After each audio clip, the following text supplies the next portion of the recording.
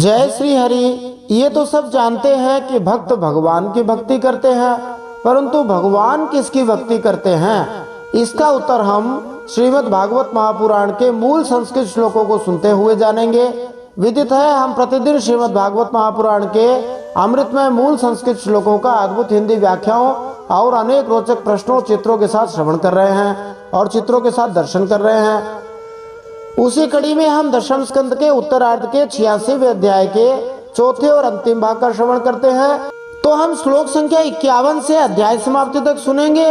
और हम जैसा कि जो हमसे पहले से जुड़े हुए जानते हैं कि हम संस्कृत श्लोकों को अद्भुत व्याख्याओं के साथ सुनने के साथ अनेक रोचक प्रश्नों के बारे में भी जान रहे हैं। ये सभी प्रश्न मौलिक रूप से श्रीमद् भागवत के अंदर से ही बनाए जा रहे हैं और बहुत परिश्रम करके बनाए जा रहे हैं और प्रत्येक प्रश्न की प्रामाणिकता का हम पूरा ध्यान रख रहे हैं। इसके लिए हम प्रश्न के आगे स्कंद, अध्याय और श्लोक संख्या भी डाल रहे हैं, जिससे कोई भी व्यक्ति श्रीमद् भागवत को खोल करके उस स्कंद, अध्याय और श्लोक में जाकर के अपनी शंका का समाधान कर सके। वर्तमान में कथाएं तो बहुत सारी हो रही हैं, परंतु उन कथाओं में कई बार अप्रामाणिक बातें आ जाती हैं और लोग उससे शंकाग्रस्त हो जाते हैं, संशय में पड़ जाते हैं। उन सभी संशयों का, शंकाओं का नाश करने के लिए ये श्रीमद् भागवत का प्रयास बड़ा ही विलक्षण है। आप इसको मन लगा के सुनिए और ज़्यादा से ज़्यादा हरिभक्तों में भेजते रहिए। तो प्रश्न इस प्रकार हैं जिनके उत्तर हम प्राप्त कर सकते हैं। भगवान हमें निराली रीत से समझाते हैं, समझाते भी बड़ा प्रेम से हैं, बड़ा विलक्षण तरीका है भगवान का। वो क्या रीत है हम जानेंगे। भगवान के साथ संत सेवा भी आवश्यक है। क्यों संत सेवा आवश्यक है, ये बात कोई संत नहीं कह रहे, स्वयं भगवान कह रहे हैं। इसके बारे में हम जानेंगे क्यों आवश्यक है। संत और तीर्थ आदि में बड़ा कौन है, ये प्रश्न पीछे 10वें स्कंद के 48वें अध्याय में भी आया है और 84वें अध्याय में भी आया है। अभी 2 अध्याय पहले भी आया है और फिर से आ गया है। महत्वपूर्ण प्रश्न है। ब्राह्मण जन्म से ही समस्त जीवों में श्रेष्ठ क्यों है, ये भी एक बड़ा ही महत्वपूर्ण प्रश्न है। ब्राह्मण का तिरस्कार करके की गई पूजा निष्फल है क्यों। यद्यपि कुछ लोग ब्राह्मण नाम से, ब्राह्मण शब्द से चिढ़ जाते हैं अथवा व्यथित हो जाते हैं कि ब्राह्मणों का इतना ऊंचा स्थान क्यों है, इतनी प्रशंसा क्यों की जाती है, परंतु जब हम गहराई से समझेंगे तब हमें पता लगेगा कि ब्राह्मण पद क्या होता है और ब्राह्मण क्या करता है। भगवान इतनी प्रशंसा ब्राह्मणों की क्यों करते हैं। इसमें किसी को ईर्ष्याग्रस्त नहीं होना चाहिए, बल्कि ये सोचना चाहिए कि ये कल्याण के लिए बहुत महत्वपूर्ण है।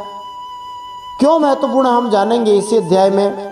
श्रुतदेव और बहुलाश्व दोनों को परम गति की प्राप्ति हुई, कैसे हुई वो हम जानेंगे। भगवान भक्त भक्तिमान, यह पद एक ही बार भागवत में आया है, इसका क्या तात्पर्य है हम जानेंगे। और ये भी जानेंगे कि भगवान भक्तों की भक्ति क्यों करते हैं अथवा क्या भगवान भी भक्तों की भक्ति करते हैं। देश, काल और वस्तु सब भगवान का संकल्प मात्र है, कैसे, ये भी एक महत्वपूर्ण प्रश्न है। इसका उत्तर हम जानेंगे।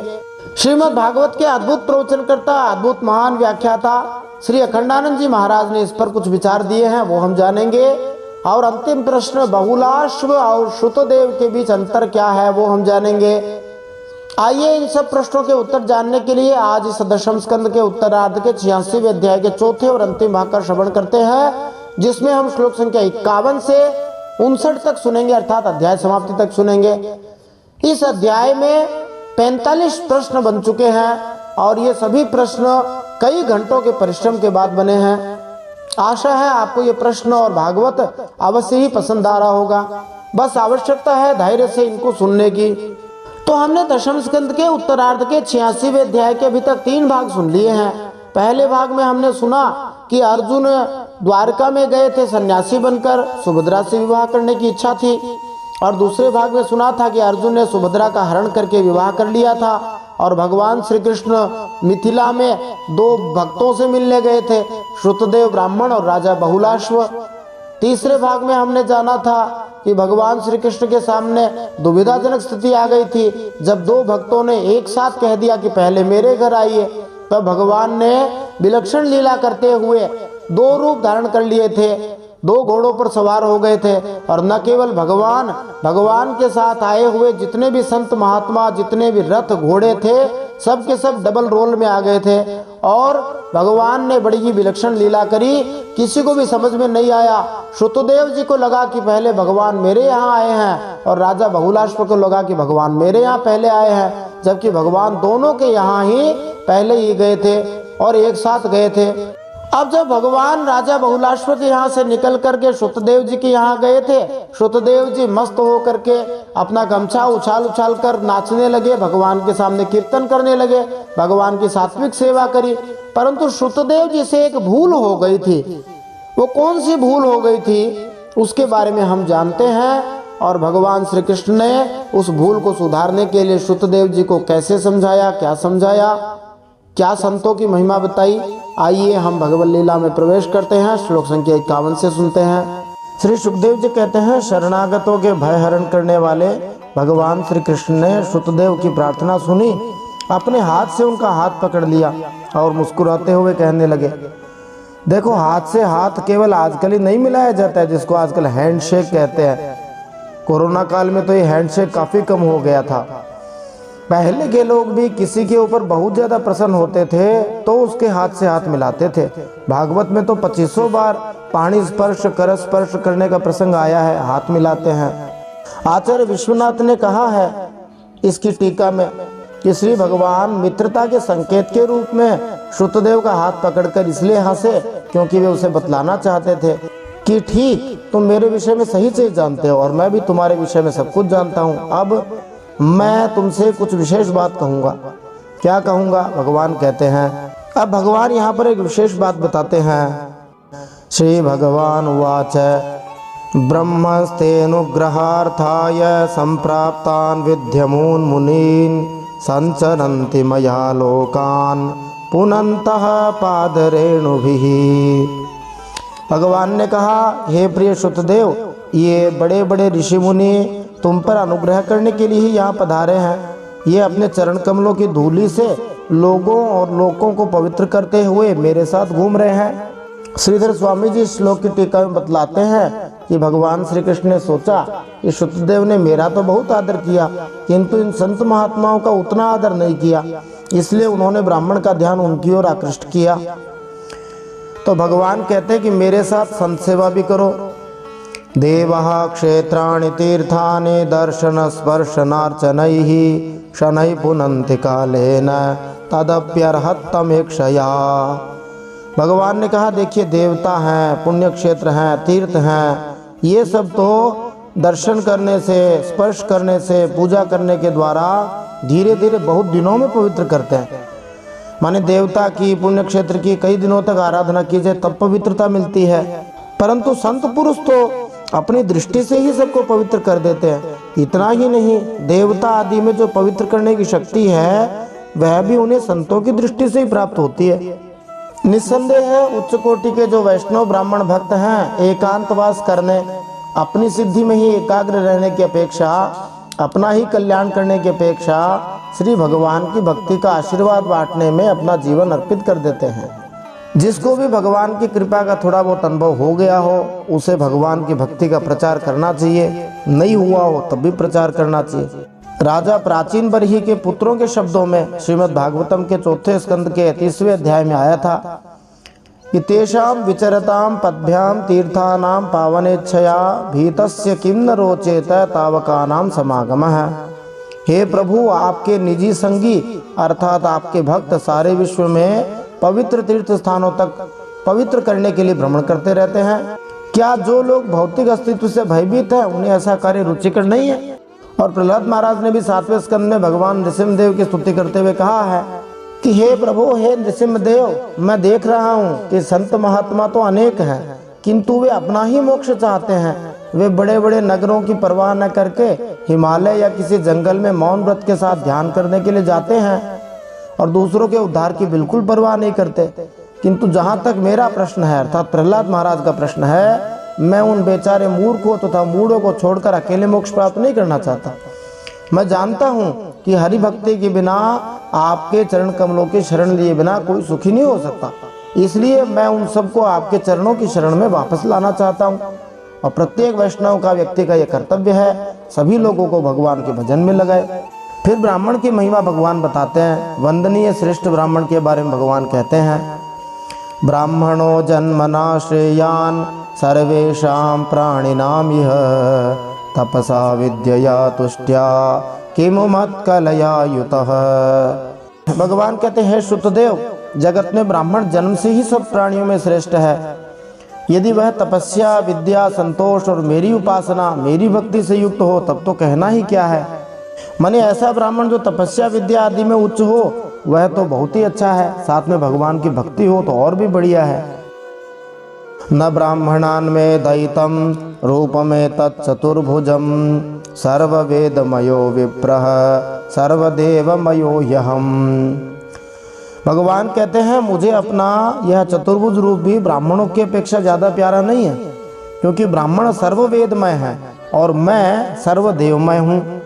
इसके तात्पर्य में श्रील प्रभुपाद जी कहते हैं, न्याय शास्त्र मानी एपिस्टेमोलॉजी से पता चलता है कि किसी वस्तु का ज्ञान उसे जानने के वैध साधनों मानी प्रमाणों पर निर्भर करता है। भगवान केवल वेदों के द्वारा जाने जा सकते हैं।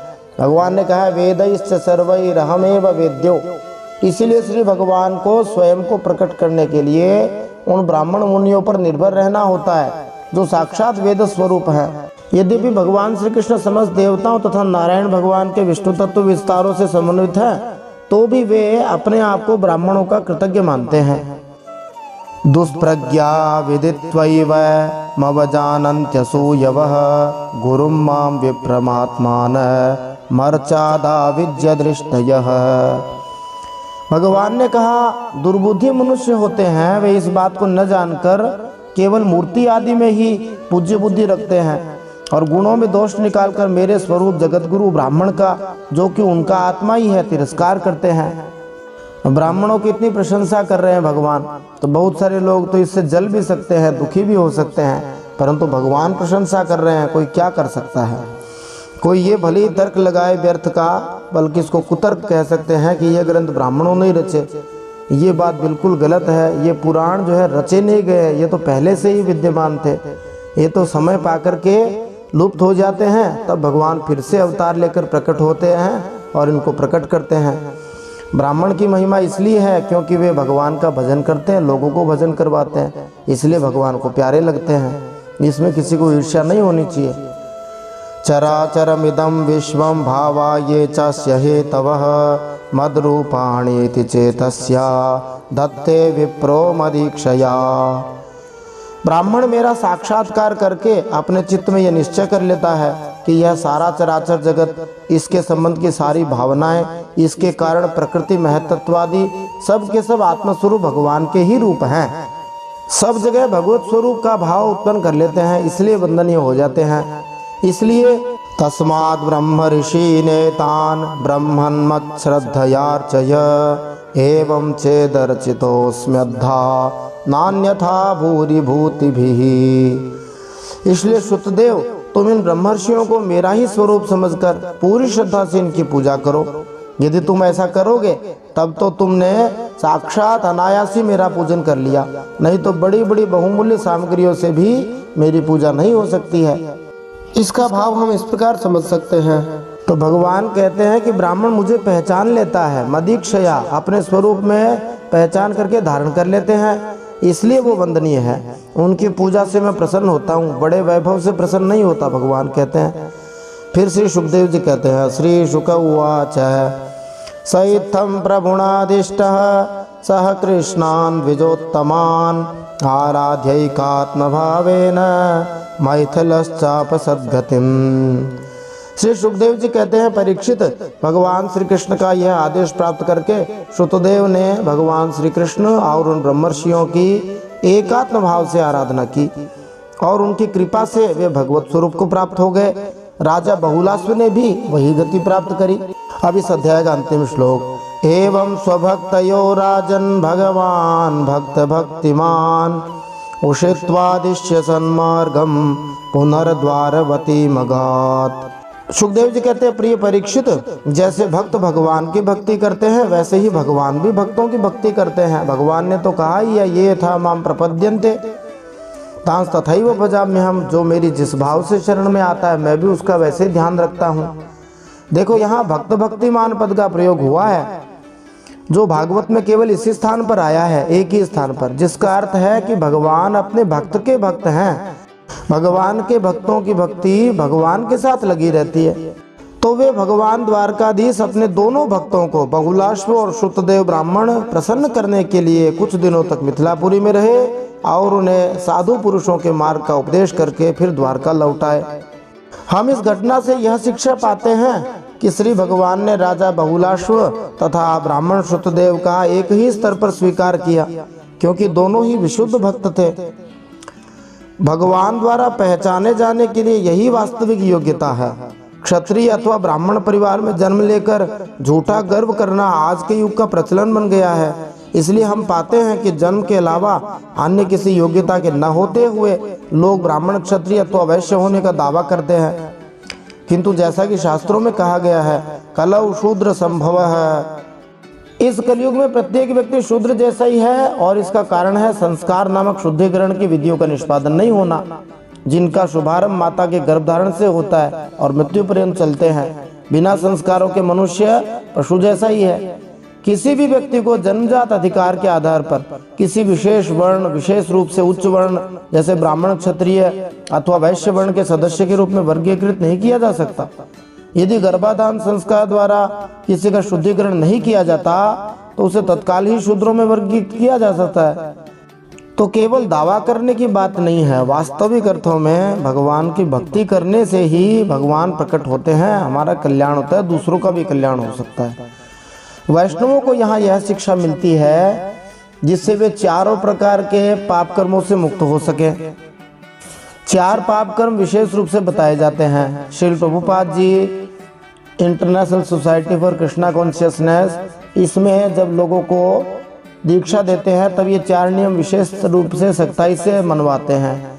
अवैध यौन संबंध नहीं रखना, मादक पदार्थों का सेवन नहीं करना, जुआ खेलना और मांसाहार करना, इन चारों का पूरी तरह से वे निषेध करते हैं। इन प्रारंभिक योग्यताओं के बिना कोई भी ब्राह्मणत्व के स्तर पर नहीं रह सकता, और योग्य ब्राह्मण बने बिना वह शुद्ध भक्त नहीं बन सकता।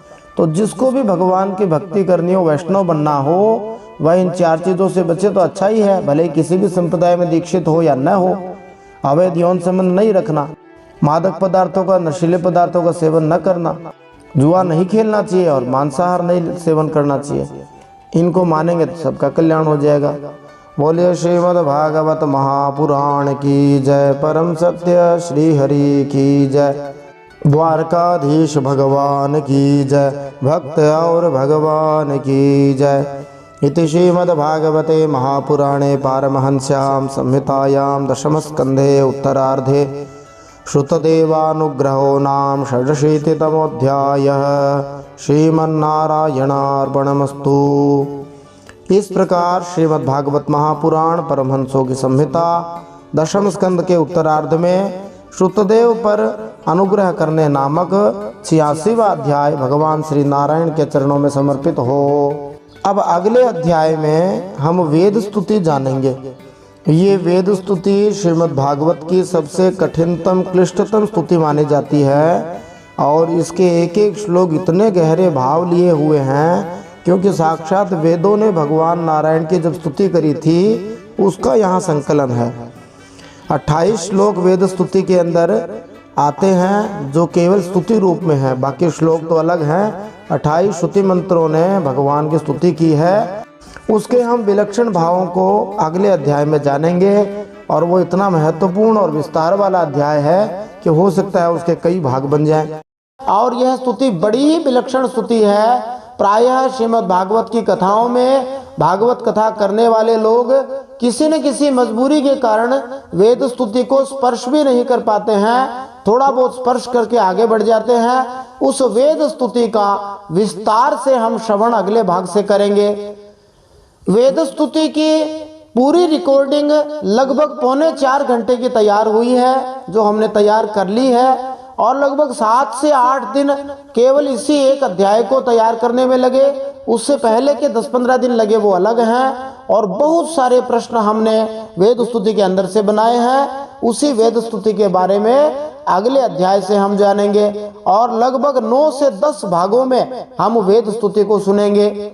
यदि आप हमारे चैनल पर पहली बार आए हैं तो आपका हार्दिक स्वागत है। यदि आप हरि कथा के रसिक हैं, पूरी श्रीमद् भागवत सुनना चाहते हैं, भागवत का प्रत्येक श्लोक सुनना चाहते हैं, तो आप हमारे चैनल पर श्रीमद् भागवत के सभी संस्कृत श्लोक अद्भुत हिंदी व्याख्या और प्रश्नों के साथ सुन सकते हैं। इसलिए आप चैनल को सब्सक्राइब जरूर से कर दें, नोटिफिकेशन ऑल दबा दें।